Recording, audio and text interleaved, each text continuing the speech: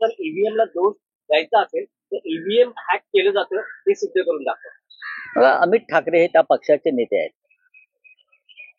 त्यांच्या पक्षाचे जे प्रमुख आहेत राज ठाकरे त्यांचे चिरंजीव आहेत, ते निवडणूक हरले दादरला. आणि त्यांनी एक ते तरुण नेते आहेत, त्यांची विचारधारा आहे, त्याने जे मत मांडलेलं आहे त्या मताचा आदर केला पाहिजे. प्रत्येक वेळेला ईव्हीएम वर खापर फोडणं आणि ईव्हीएम मुळे हारलो, ईव्हीएम हा एक फॅक्टर नक्कीच आहे. ईव्हीएम वर लोकांचा संशय आहे, ईव्हीएम हॅक केलं जातं अशा प्रकारच्या प्रेझेंटेशन सुद्धा अनेकांनी करून दाखवलेलं आहे देशभरामध्ये. स्वतः डोनाल्ड ट्रम्प यांनी मोदींना सांगितलेलं आहे की बॅलेट पेपरवर निवडणुका घ्या. हे अमेरिकेच्या राष्ट्रपतींचं मोदींकडे म्हणणं आहे.